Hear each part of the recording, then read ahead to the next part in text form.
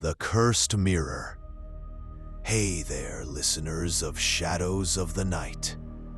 Tonight, I'm gonna take you somewhere straight out of a nightmare.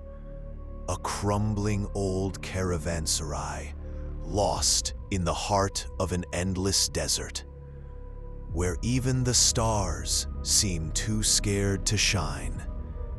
The story I'm about to tell you is about a mirror.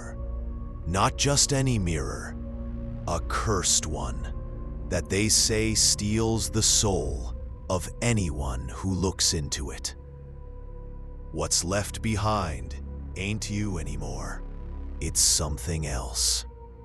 Something that belongs to another world. I'm Emma, your host and storyteller, digging up the creepiest tales out there. This one, it's not my story. It's about a guy named Lucas, someone who chased his curiosity and might now wish he never did. You ready to step into this haunted ruin?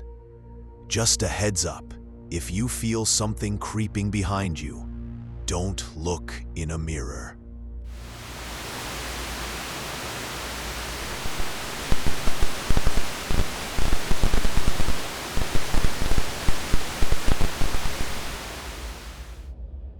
It all started with an email. A few months back, Lucas, an old friend of mine and a documentary photographer, got a weird message. The subject line? Just one word: mirror. The email was short and cryptic. If you've got the guts, go to the abandoned caravanserai out in the desert roads. There's a mirror there you shouldn't look into. If you do, there's no coming back. No signature, no extra details, just a scanned, hand-drawn map pointing to a single spot in the middle of a vast desert. Lucas was always chasing wild stories. He told me, "Emma, this could be huge. Maybe a hidden relic, maybe a lost secret." I warned him, "Lucas, this feels off. I've got a bad vibe about it." He just laughed and said, "You're too cautious. It's just some old ruins. What could go wrong?" He called up his buddy, Ethan, a nature photographer who always tagged along on these adventures. Ethan had this weird sixth sense, like he could feel things others couldn't. Lucas said, "I found this abandoned caravanserai in the desert. You in?" Ethan paused for a second and said, "Lucas, I'm not feeling good about this one, but I won't let you go alone. I'll stick with you, but only as far as the entrance." Lucas packed his gear: pro cameras, sensitive mics, a flashlight, extra batteries, and a notebook. He told me, "Emma, if this is what I think it is, it's gonna blow everyone's minds." But I still had that bad feeling. When they set out, the sun was setting. The desert glowed orange and red, like the whole world was screaming at them to turn back. The caravanserai loomed like a stone giant rising from the desert. Its walls were cracked and crumbling, arches broken, pillars bent under centuries of weight. A heavy silence hung over everything, like the desert was holding its breath. Ethan stood by the car and said to Lucas, "This place feels alive. Don't you sense it?" Lucas chuckled and said, "It's just ruins, Ethan. You're seeing things." But deep down, he felt something off, like something was waiting for him in the shadows. Inside, The Caravanserai was a maze of narrow, dark corridors. The air smelled of damp earth and decay. Lucas flicked on his flashlight and started recording. All right, folks, I'm inside an abandoned caravanserai right now. The walls are covered in strange carvings, like they're telling the story of some forgotten people. I don't know what I'm gonna find, but I feel like this place is hiding something big. Ethan trailed behind, but Lucas could tell he was getting uneasy. Suddenly, Ethan said, "Lucas, look over there!" Lucas swung his flashlight. It landed on an old wooden door, carved with a strange symbol. A big eye with a pupil that seemed to stare right at them. Lucas's heart beat faster. He said, "This is it. This is what I came for." Ethan, hesitant, said, "I'm not going in there. If something goes wrong, just yell." Lucas pushed the door open. The room was small, with stone walls dripping with moisture. A broken window sat in one corner, letting the wind whistle through. In the center, on a dusty stone pedestal, stood a large mirror with an ornate golden frame. It was strange. Everything in the caravanserai was falling apart, but this mirror looked untouched. When Lucas's flashlight hit it, the mirror seemed to swallow the light whole. He stepped closer. The mirror showed the room's reflection, but something was wrong. His shadow wasn't there. Instead, a blurry shape, like black smoke, moved behind him. He spun around, but nothing was there. He muttered to himself, "Lucas, you're imagining things. It's just the dim light." He turned on his camera and started filming. In his headphones, he caught a faint whisper, like a voice murmuring words he couldn't make out.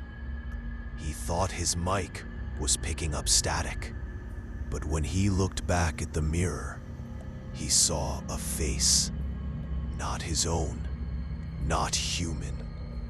A creature with empty white eyes, skin made of shadows, and a grin showing jagged, sharp teeth. It whispered, "You're mine." Lucas shut off the camera and stumbled back. His heart was pounding out of his chest. He felt his feet stick to the floor, like the mirror was pulling him toward it. He shouted, "Ethan!" No answer came. The door, which he'd left open, was now shut. He grabbed the handle, but it felt ice cold and wouldn't budge. Lucas sank to the floor, trying to calm himself. He swept his flashlight around and spotted an old notebook in the corner.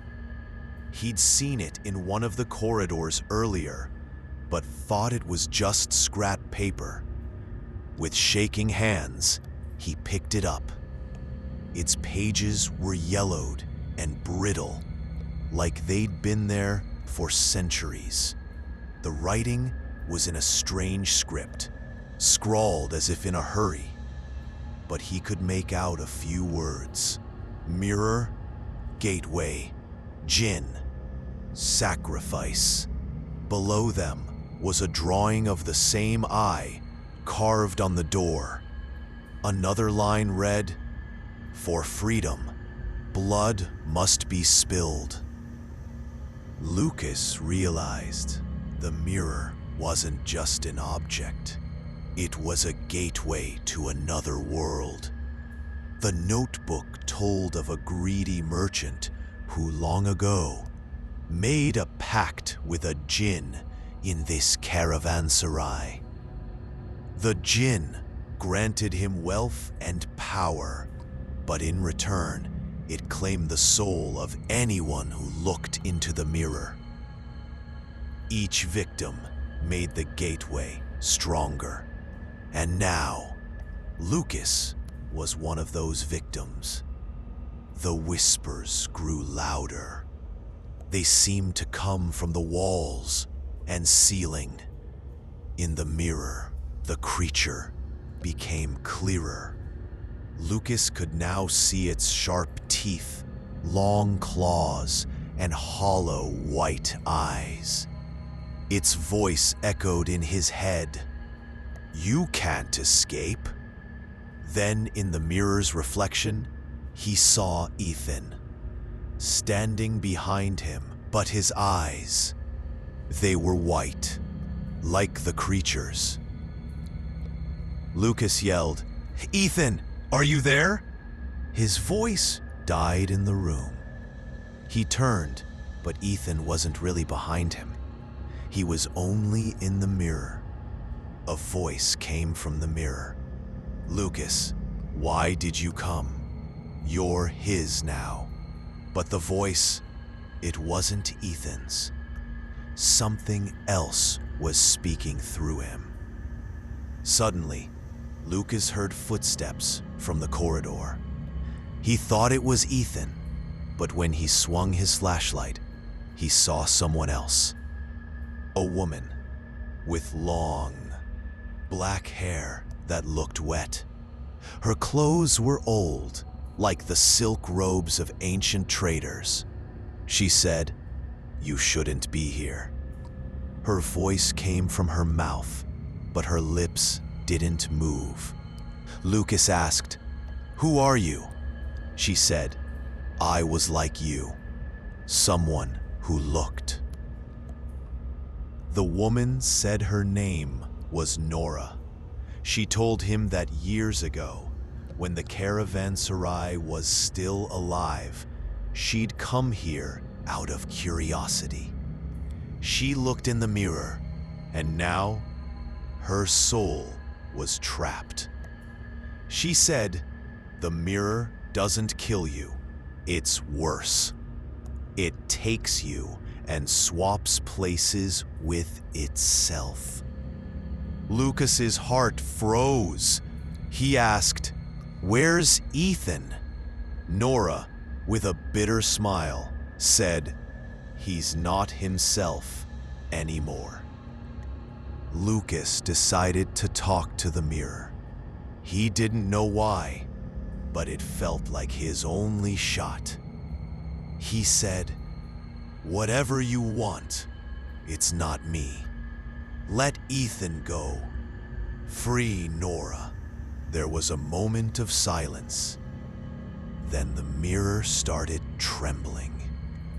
The reflection of the room vanished, replaced by a dark void filled with writhing shadows. It was like another world, crawling with things that slithered in the darkness.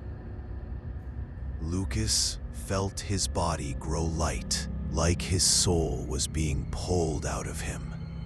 In the mirror, he saw himself smiling. But it wasn't him. It was the creature wearing his face. Nora stood beside him and said, "Don't let it take you. You have to break the mirror." Lucas shouted with all his strength, "You can't have me." He slammed his fist into the mirror. The glass cracked, but didn't shatter. From the cracks, a black liquid, like blood, dripped out. A piercing scream filled the room, like it came from another world. Nora said, "That's not enough. You have to offer something." Lucas remembered the notebook's words. For freedom, blood must be spilled. He was terrified. He didn't want to spill his own blood, but he felt there was no other way. He pulled a small knife from his bag and cut his hand. Blood dripped onto the floor. The mirror flashed brightly, then went dark, like its light had been snuffed out. When the mirror went dark, Lucas felt the strange force holding him vanish. He ran to the door and slammed his shoulder into it. The door swung open. He bolted through the dark corridors, not daring to look back. The creature's laughter still echoed in his head. Nora shouted behind him, "Don't let it follow you." Lucas didn't know what she meant, but he kept running. When he reached the Caravanserai's entrance, he saw Ethan. He was standing by the car, but his eyes were still white. He said, "Lucas, where are you going? It's not over yet." Lucas's heart went cold. He jumped into the car and floored it. In the rearview mirror, he saw Ethan standing there. But his shadow, it was the creature. It's been months since that night. When Lucas came back, he wasn't the same. He told me Ethan stopped answering his phone. One time, he tried calling him, but all he got was static and faint whispers. The audio files he recorded in the Caravanserai were filled with strange sounds. Whispers he hadn't heard while he was there. One night, while listening to the files, he heard his own voice say, "You're mine." But Lucas swears he never said that. Worse, the mirror in his house. He told me he sometimes feels his shadow moves a split second slower than him. One night, he woke up and saw his bedroom mirror covered in dust, like it hadn't been cleaned in years. Scratched into it was a single word: return. Since then, Lucas covered every mirror in his house. But he says sometimes, in the dead of night, he feels something moving behind the cloths. One day, a package arrived at Lucas's door. No sender listed. Inside was a shard of broken glass, just like the mirror from the Caravanserai. A note was tucked beside it. "It's not over." The handwriting, it looked like Ethan's. Listeners, I don't know what that mirror was. I don't know if Ethan is still himself. I don't know if Nora broke free or if she's still trapped in that Caravanserai. Lucas told me he'll never go back to that desert.